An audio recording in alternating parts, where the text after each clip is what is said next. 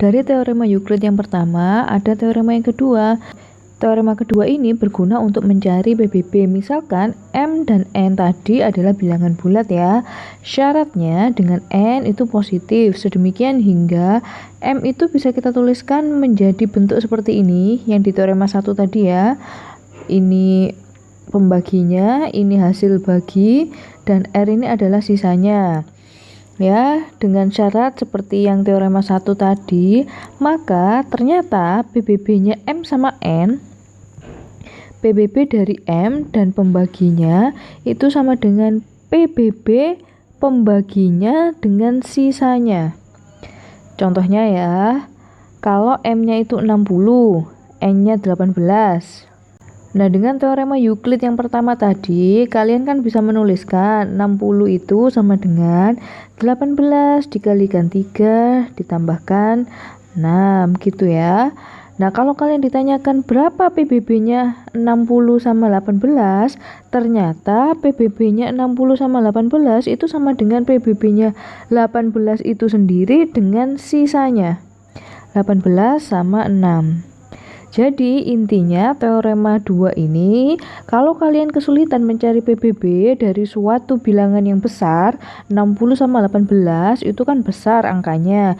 Kita bisa mengecilkan bilangannya dengan 18 dan sisanya saja berapa gitu.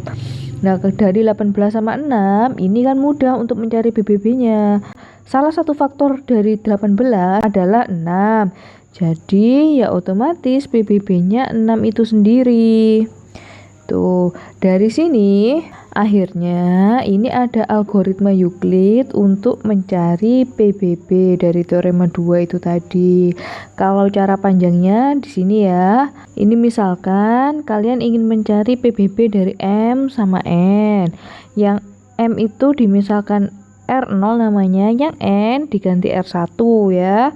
Nah, R0 itu kita cari menggunakan teorema Euclid. R1 dikalikan berapa ditambah sisanya itu berapa.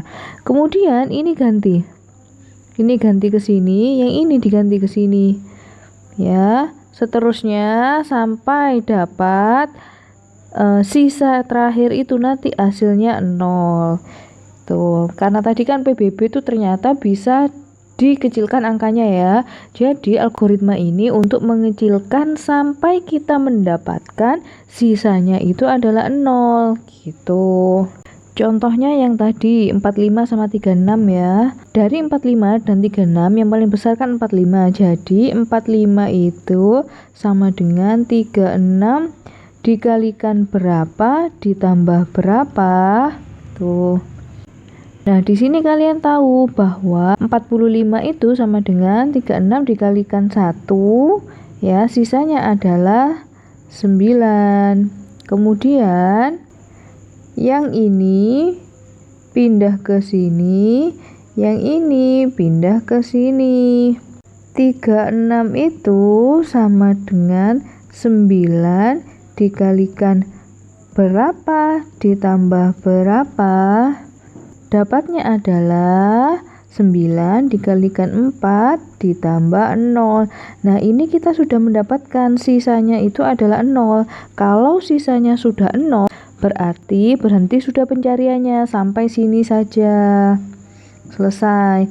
Nah, kesimpulannya apa? Di sini berarti PBB dari 45 dan 36 itu adalah sisa yang terakhir ini, yaitu 9. Itu adalah PBB-nya. Jadi bisa kita tuliskan PBB dari 45 dan 36 ini sama dengan 9. Nah, ini cara yang lebih cepat dibandingkan kalian mencari faktor ataupun pohon faktor, karena di sini kita cuma membutuhkan 2 langkah saja. Nah, contoh lainnya lagi 2.5, cari PBB dari 80 dan 12. Yang paling besar yang 80, berarti 80 itu sama dengan 12 dikali berapa ditambah berapa. Ya, ternyata 80 itu sama dengan 12 dikalikan 6 ya. 12 kalikan 6 itu 72. Berarti ditambahnya adalah ditambah 8 gitu. Setelah itu pembaginya tadi 12 ya. Itu pindah ke sini 12.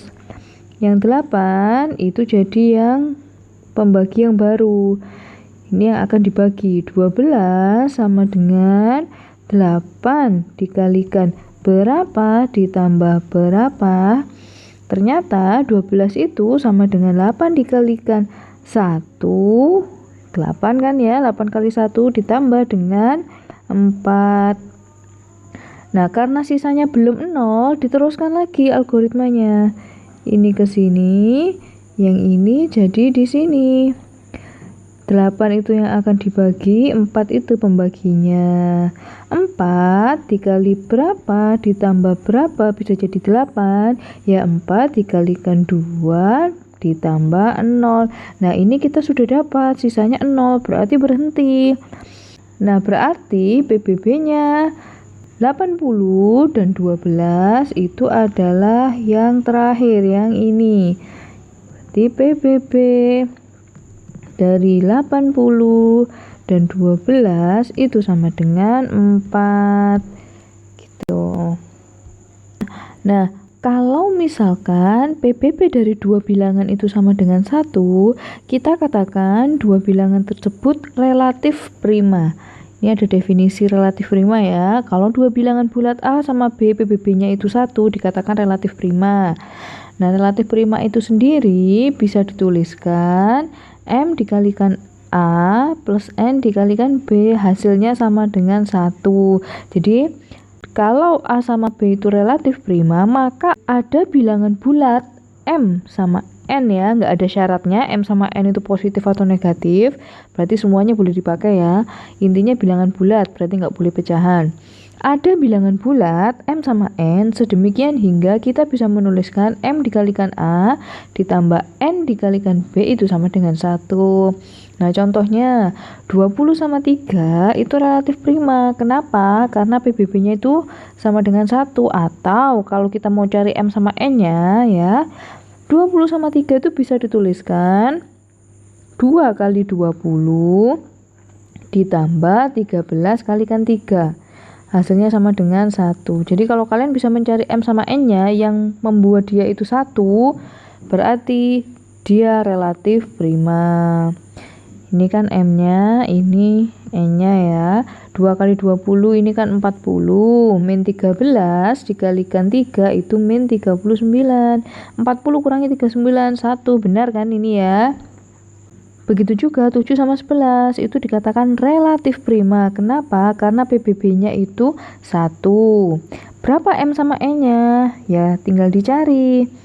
Berapa yang dikalikan 7 ditambah berapa dikalikan 11 itu yang sama dengan 1. Berapa M sama N-nya? Nah kita bisa mendapatkan M-nya itu kalau dia itu 6. 6 dikalikan 7, 56 kan ya, plus berapa ini? Ini berarti 11-nya dikalikan min 5 agar dia menjadi min 55. Nah gini kan sama dengan 1 akhirnya. 56 min 55 itu 1. Makanya di sini 7 dan 11 itu relatif prima namanya. Kalau 20 sama 5 itu tidak relatif prima. Kenapa? Karena sudah jelas PBB-nya itu 5 dan kalian tidak akan bisa mencari M sama N yang membuat dia itu bentuknya jadi sama dengan 1. Nggak ada kalau kalian cari. Itu ya, ini tentang relatif prima.